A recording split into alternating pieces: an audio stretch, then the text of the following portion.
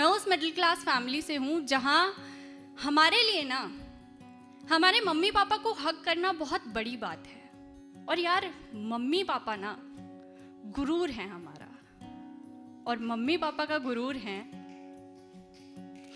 हमारे बढ़िया बढ़िया मार्क्स।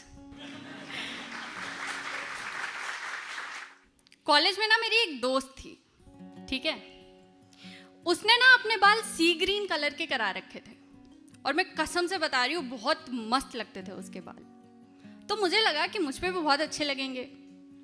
तो एक दिन ना मैंने अपनी मम्मी से पूछ लिया कि मम्मी मैं अपने बाल हरे या लाल करा लूँ क्या?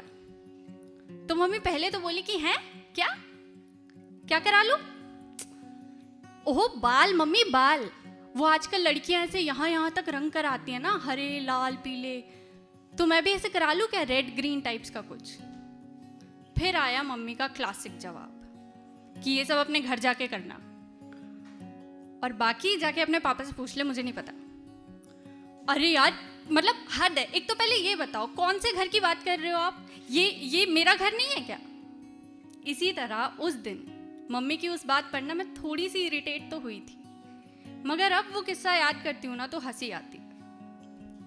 जी हाँ, मैं उस मिडिल क्लास फैमिली से हूँ जहाँ बाल ओम्ब्रे कराना मतलब घर में घुसने का लाइसेंस कैंसिल कराना। मैं उस मिडिल क्लास फैमिली से हूँ जहाँ पुरानी टी शर्ट का ना पोचा बन जाता है और बॉर्नविटा का डब्बा खत्म हो जाए तो वो दालें रखने के काम आता है। जहाँ कबाड़ वाले का इंतजार किया जाता है, इसलिए नहीं कि उसे कबाड़ दे सके, बल्कि इसलिए ताकि उससे कबाड़ के बदले दर्जन दर्जन चाय के कप ले सके। हमारे यहाँ ना टी और स्नैक्स नहीं होते, हमारे यहाँ होते हैं चाय और बिस्कुट। और हमारे यहाँ होते हैं मम्मी और पापा, हमारे यहाँ मॉम और डैड नहीं होते। मैं उस मिडिल क्लास फैमिली से हूँ जहाँ हमारे लिए ना हमारे मम्मी पापा को हक करना बहुत बड़ी बात है। और यार मम्मी पापा ना गुरूर है हमारा, और मम्मी पापा का गुरूर है हमारे बढ़िया बढ़िया मार्क्स। तो 10th में ना जब मेरे 10 CGPA आए थे तो घर वालों ने ना पूरे पड़ोस में रसगुल्ले और गुलाब जामुन बांटे थे। तो उस वक्त ना रिश्तेदारों की सांसों में जाने वाली हवा में ये बात फैल गई थी कि ये लड़की हमारा नाम रोशन करेगी। अब देखो, नाम रोशन करना था, ठीक है, तो साइंस ले ली। फिर 12th में जब 93% आए ना, तब तो घर वाले खुशी से मतलब पागल ही हो गए थे, क्योंकि दिल्ली यूनिवर्सिटी में एडमिशन हो गया था मेरा। अब हम लोग ना बेसिकली रोहतक से हैं, यानी हरियाणा से। तो कॉलेज के लिए दिल्ली शिफ्ट होना था मुझको, पर शिफ्ट सिर्फ मुझको होना था, सारे घर वालों को नहीं। तो दिल्ली शिफ्ट होने से पहले ना पापा एक दिन मुझे रोडवेज वाली बस से दिल्ली लेकर गए थे। वैसे कायदे से तो उसे बस नहीं जहाज कहना चाहिए, क्योंकि हरियाणा रोडवेज की बस थी। और हरियाणा रोडवेज की बस भैया चलती नहीं है, उड़ती है।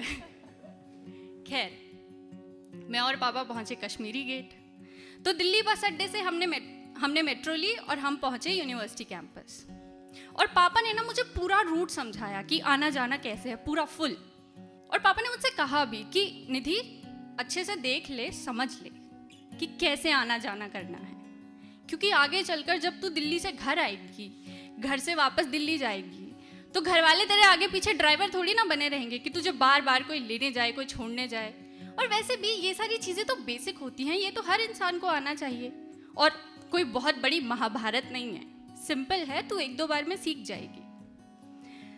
अगर सादे शब्दों में कहूँ तो मेरे पापा ने ना लाइफ के हर मोड़ पर मुझे एक चीज सिखाई है कि बेटा सेल्फ डिपेंडेंट बनना है, पापा की परी नहीं बनना।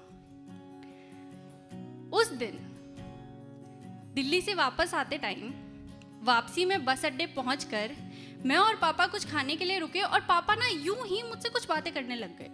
Now look, this is not normal, okay, क्योंकि हमारे यहाँ पापा लोग हमसे यूं ही बातें नहीं किया करते। तो पापा मुझसे बोले कि निधु,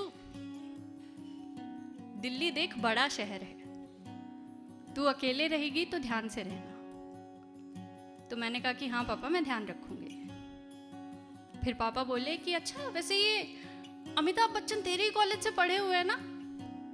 तो मैंने कहा कि हाँ पापा मेरे ही कॉलेज से पढ़े हुए हैं, और बल्कि और भी बहुत सारे सेलिब्रिटीज़ हैं जो मेरे कॉलेज से पढ़े हुए हैं। फिर पापा थोड़ा सा मुस्कुराए। फिर पापा बोले कि हाँ हाँ कॉलेज तो अच्छा है तुम्हारा, देखा था मैंने आज, और दिल्ली यूनिवर्सिटी है भाई, अच्छा तो हो गई। दिल्ली यूनिवर्सिटी में एडमिशन लेना कोई हंसी खेल थोड़ी ना है, पसीने निकल जाते हैं बच्चों के। फिर पापा एकदम से बोले कि वैसे एक बात तो है, आज मैंने देखा कि तुम कॉलेज जाने वाले बच्चों के ना पहनने ओढ़ने के तरीके भी बदल ही जाते हैं। तुम्हारे कॉलेज के बैग्स देख लो कैसे अलग अलग स्टाइल के आ रहे हैं। हमारे टाइम पे तो सिंपल कपड़े का झोला उठाकर चल दिया करते थे हम। फिर मैं हंसने लगी और मैंने पापा को एक्सप्लेन करते हुए कहा कि हाँ पापा वो किताबें कम लेकर जानी होती है ना, तो ऐसे छोटे छोटे बैग्स होते हैं सबके। फिर पापा ने एक ड्रामेटिक सा पॉज दिया और बोले कि जो भी है तू अपना ध्यान रखियो, तेरा जो मन करे ना तू वो पहनियो, तेरा जो मन करे तू वो खाइयो, अगर पैसे की जरूरत पड़े तो मुझे तुरंत बताना, और जरूरत का सामान खरीदने में ना कभी कंजूसी मत करना। दिल्ली पहुंचकर जो भी तुम्हें सामान चाहिए वो सब अपनी समझ से खरीद लेना। तुम्हारी बुक्स हैं, बैग्स हैं, कपड़े हैं, जो भी कुछ है खरीद लेना। बल्कि मुझे तो लगता है कि कॉलेज जाने वाले बच्चे के पास ना एक घड़ी भी होनी चाहिए। फिर मैंने कहा कि हाँ पापा मैं ना दिल्ली पहुंचकर सब कुछ एकदम याद से खरीद लूंगी। फिर पापा अपने आप मुस्कुराने लगे। फिर थोड़ी देर बाद घर जाने से पहले पापा मुझे एक घड़ी की दुकान पर लेकर गए और वहां जाकर दुकान वाले से बोले कि भाई एक फर्स्ट क्लास घड़ी दिखा दे लड़की के लिए। और मैं इतनी खुश कि बस पूछो मत। दुकान वाले ने 6-7 घड़ियां दिखाई, मुझे 3-4 पसंद आई। अब देखो ये कहने सुनने में थोड़ा सा ओल्ड फैशन लगेगा, लेकिन मिडिल क्लास फैमिलीज में ना ऐसे मौक़ों पर हम उस चीज़ को फाइनल करते हैं जो हमें ही नहीं बल्कि हमारे माँ बाप को भी पसंद हो। क्या है ना, ज़्यादा कुछ नहीं पर दिल को बहुत तसल्ली मिलती है ये छोटी छोटी चीज़ें करके। तो उस वक्त मैंने उस घड़ी पर हाथ रखा जो मेरे पापा को सबसे ज़्यादा पसंद थी, और मैंने कहा कि मुझे भी यही वाली पसंद है। 2017 में घड़ी खरीदी थी, 2017। आज तक यही घड़ी पहनती हूँ। और सच बताऊं ना तो कोई नई घड़ी खरीदने का मन भी नहीं करता, क्योंकि मुझे नहीं लगता कि मेरे हाथ पर इससे बेहतर और कुछ लगेगा। ये कहने को बहुत छोटी सी बात है, लेकिन हमारे यहाँ इन छोटी छोटी बातों को ना दिल से लगाया जाता है, क्योंकि हमें ये मालूम है कि इन छोटी छोटी बातों की ना कीमत होती है, और ये कीमत ना रुपयों पैसों से कई ज़्यादा है। मैं उस मिडिल क्लास फैमिली से हूँ जहाँ हम कभी खुलकर ये नहीं कह पाते कि हम अपने माँ बाप से कितना प्यार करते हैं, जहाँ हमारे माँ बाप कभी खुलकर ये नहीं कह पाते कि वो हमसे कितना प्यार करते हैं या उन्हें हम पे कितना नाज है, कितना गर्व है। जब हमारे माँ बाप को हमसे ये कहना होता है ना कि वो हमसे कितना प्यार करते हैं, तो कभी कभी वो बाजार से आते आते हमारे लिए समोसे या ब्रेड पकौड़े ले आते हैं, खुद भले ना खाते हो।